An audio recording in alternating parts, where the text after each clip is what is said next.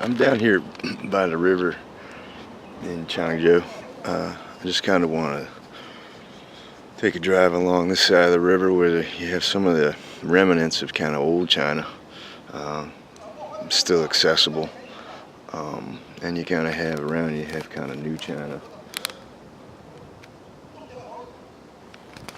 being built up. And sometimes you hear foreigners talking about the charm of old China and these little hutongs and all that, but I mean, my feeling is you really can't blame them for being like, fuck this shit.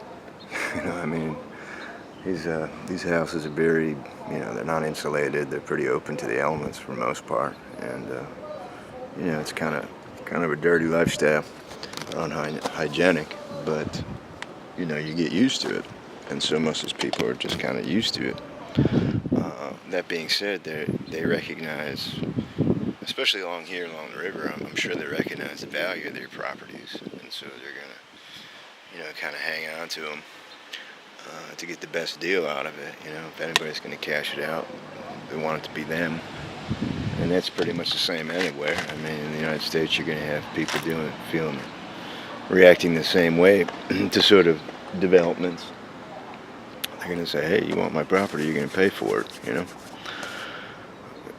And on the other side of it is, the government can't really, calling itself a communist government, can't really just, puts themselves in a predicament, saying like, well, we're gonna throw you out, and we don't care. New China is more important to us. It doesn't really kind of go along with that idea of communism. But what has happened in China is that you have a bunch of people, a small percentage of people got really rich just through that process, and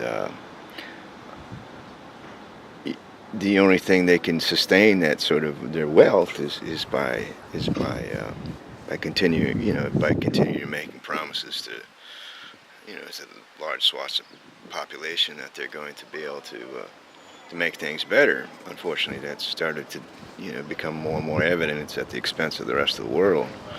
The rest of the world is sort of saying, not going to happen. We know you're just kind of pandering to reach that objective. But anyway, I'm down here along the old shacks, and it's China that's put itself in that position just due to its overpopulation, and right now you're hearing talk of abolishing the two-child policy and just giving the Chinese the freedom to have as many children as they want, and they certainly have a lot of much more with all this development in high rises and stuff. They certainly have the potential for more housing, but how are they going to pay for it? That's what it comes down to. And second of all, they're just creating it for the Chinese. They're not they're creating it just for the Chinese, and they're doing it through the world's currency, the world's markets, by extracting the wealth from those world markets and hoarding it in China, and that's a big problem that the rest of the world is realizing in terms of what the objectives of the communist government is. Anyway, a good source for information, I would say, is China Uncensored. If you're interested in these kind of topics, they're very. It's a very informed channel. It has a sort of hipsterism that appeals to a wide audience, mass appeal. It's playful with its knowledge, and it has a mass appeal to it. But there's other sources out there too. Don't get me wrong. If you really want to get an informed look at China and kind of what's going on in the bigger picture, I'd certainly suggest that you kind of look into it. These kinds of videos, these kind of look at me, I'm in China videos, are, I don't know, they're effective in some means. They give you sort of a grunt's perspective down in the trenches. Here we are. But in the bigger picture, they're kind of just a small,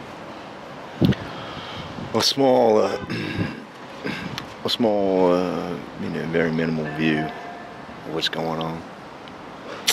think in future videos I'll talk a little bit more about my experience teaching here in China, and some of the things I've gone through, and some of the different aspects of the job, different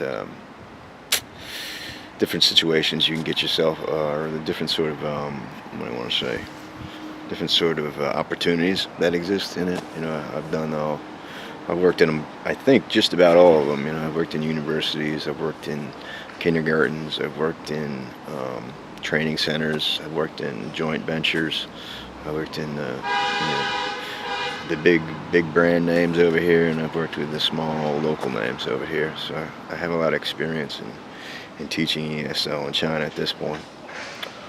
You know, I kind of feel like I've done a pretty good job in that work, in that field. But here I am in Changzhou, and I just wanted to kind of take a ride along the river and kind of show you an aspect of it that is kind of like under contention. You know, it's the old China, and you know, you can see why they're anxious. You know, you can see why. Oh, gee, I got that, or I got this. But like, you know, in certain cases, it's all about you know, common sense. I'm going to hold on to my property if it's going to be worth that much, you know. And you know, you better make me the deal I want to get me off of it. You know? So it's not like the notion of private property and possession has been erased in China by any means. You know, it's very much a part of our humanities, I think.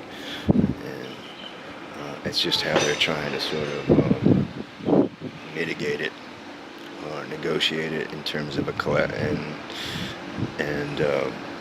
frame it in the idea of a collective. Once again, I'm a firm believer that there's a uniqueness to every individual.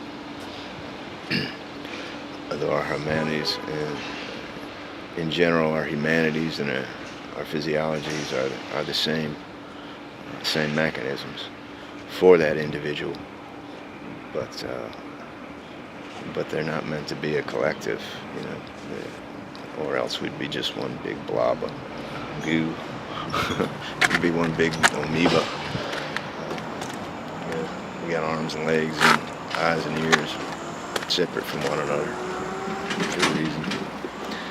Alright, I'll talk to you. Just wanted to do a quick video because I got time on my hands, and this was something that I thought was pretty interesting, and something a bit of reactionary to some videos out there I was seeing about people, you know, sort of lamenting the loss of this kind of old China. You know, yeah, it's a little bit charming, and you get the sense that these people are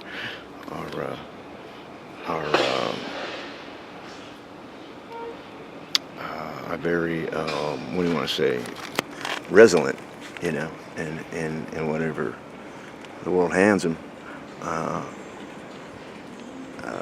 You know, all people are resilient, though. Well, not everybody, but these people are definitely resilient. They live in certain kinds of conditions, but like I said before, people get used to things, you know, and once they get used to it and they find that they can stabilize it and make it sustainable, there's really no problems at that point. Anyway, all right, we'll talk to you later. Stay cool, stay tuned.